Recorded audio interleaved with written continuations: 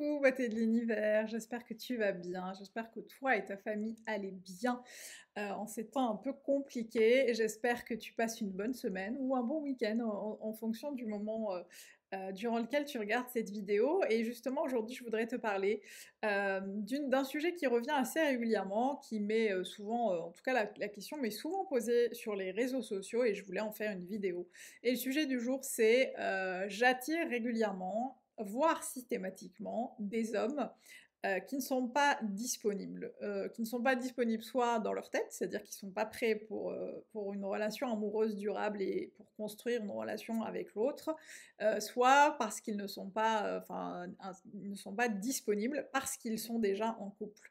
Et dans les deux cas, évidemment, l'indisponibilité reste la même. Pourquoi j'enchaîne avec les hommes, des hommes mariés? Pourquoi j'enchaîne avec des relations avec des hommes qui ne sont pas disponibles dans leur tête, qui ne semblent pas être prêts et engagés à construire une relation amoureuse avec moi, etc., etc. Alors je sais que c'est une question qui peut générer beaucoup de frustration, beaucoup d'incompréhension, qui peut générer le manque de confiance en soi, le manque d'estime de soi, qui peut peut-être venir aussi les nourrir et les alimenter. Et je voulais du coup partager ça avec toi, partager aussi un peu de mon expérience et celle de mes clients, puisque j'ai connu aussi dans mon ancienne vie, dans ma traversée du désert amoureuse, des hommes qui n'étaient pas disponibles beaucoup aussi dans leur tête. Bah, je voulais justement en discuter aujourd'hui avec toi. La première chose, pour moi, c'est vraiment, euh, avant de regarder l'autre, de pointer sa parabole sur l'autre, la première chose, c'est vraiment de se demander si soit on est disponible, si toi tu es disponible dans ta tête, dans ta vie, s'il y a de la place pour accueillir l'autre, s'il y a de la place dans tous les sujets qui génèrent qui te demandent de l'énergie et du temps. Est-ce que tu as fait le deuil de toutes tes relations passées? Est-ce que tu as fait le bilan de ta vie amoureuse, de ta dernière relation amoureuse? Est-ce que tu as pris du temps pour toi? Est-ce que tu as vraiment pris le temps de te questionner sur ce qui est important, sur tes besoins, sur tes valeurs? Est-ce que tu sais poser tes limites? Est-ce que, voilà, est-ce que toi, déjà, toute seule, sans parler de l'autre, tu es disposée et prête à accueillir l'autre dans ta vie? Est-ce que tu as envie, clairement, ouais, de laisser vraiment la place à l'autre? Ou est-ce que la place est prise par d'autres choses, par quelqu'un d'autre? J'avais une cliente, une petite anecdote qui me disait qu'elle enchaînait les relations non engageantes avec des hommes non disponibles. Et quand je lui disais, bah aujourd'hui, alors tu en es où? Elle me disait, ouais, bon, là en ce moment je vois quelqu'un, bon, c'est pas très sérieux, mais c'est en attendant de trouver quelqu'un. Alors, on avait beaucoup travaillé justement sur cette notion de laisser la place à l'autre. Alors je vous dis pas d'arrêter de dater les gars parce que vous avez envie de dater et que vous avez envie de vous amuser avant de vous engager, c'est pas du tout le propos, mais le propos c'est vraiment de vous questionner pourquoi vous faites les choses. C'est toujours important de se questionner et de se demander pourquoi on fait les choses. Et justement, on s'était rendu compte avec cette cliente d'amour que bah, elle laissait clairement pas la place à quelqu'un d'autre pour arriver dans sa vie. Et une fois qu'elle a compris ça et qu'elle a mis en place des choses différentes dans sa vie, elle a fini par rencontrer quelqu'un qui lui correspond. Donc ouais, vraiment déjà questionne-toi sur est-ce que déjà j'ai de la place pour l'autre, est-ce que je lui fais de la place pour celui ou celle qui est déjà en route. Est-ce que est-ce que je suis disponible? Et dans ma vie, et dans ma tête, dans mon cœur, dans mon être, est-ce que je suis disponible? La deuxième chose, c'est vraiment de te demander si tu étais avec un homme disponible, si tu avais une baguette magique, si tu étais avec un homme disponible dans sa vie et dans sa tête, comment tu te sentirais? Comment tu aimerais te sentir? Comment tu aimerais lui parler? Qu'est-ce que tu apporterais à la relation?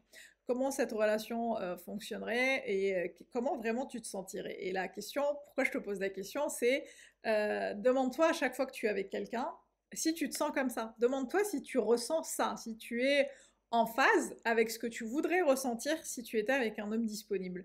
Et si la réponse est non, bah ça veut dire que tu n'es pas avec un homme qui te correspond, voire avec un homme qui n'est pas disponible. Donc demande-toi, est-ce que je ressens la même chose? Est-ce que j'ai accès à ces émotions qui me font du bien? Est-ce que j'ai accès à cette moi qui a envie d'être dans cette relation qui me correspond? Encore une fois, si la réponse est non, bah, ça veut dire que la relation n'est pas voilà, il n'y a pas de disponibilité peut-être de part et d'autre avec, avec l'autre.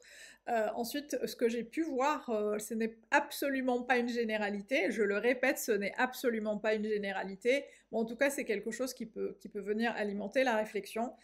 J'ai entendu beaucoup de femmes me dire qu'elles dataient des hommes qui n'étaient pas disponibles parce qu'elles avaient peur à terme de perdre leur indépendance, de perdre leur ambition pro, que la relation vienne prendre trop de place, vienne s'étendre comme ça dans leur vie et prendre toute la place et les empêcher de vivre, les empêcher d'être. Et là aussi, la question que je te pose, c'est déjà en quoi ces croyances se vérifient logiquement. Voilà, est-ce qu'autour de toi, tu vois des couples qui sont l'un et l'autre ambitieux, qui se laissent de la place? Est-ce que ça existe?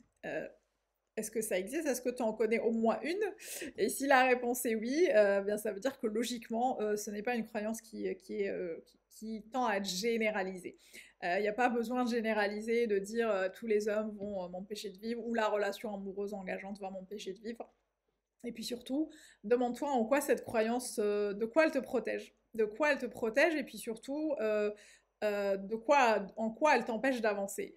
Vous savez, tu sais, il y a toujours ce qu'on appelle un bénéfice caché à ne pas bouger. C'est comme le régime, c'est comme le fait d'arrêter de fumer. Pourquoi il y a des millions de gens sur Terre qui n'y arrivent pas? Eh bien parce qu'il y a des choses dans leur mental qui leur disent ah non, non, moi je suis bien là où je suis.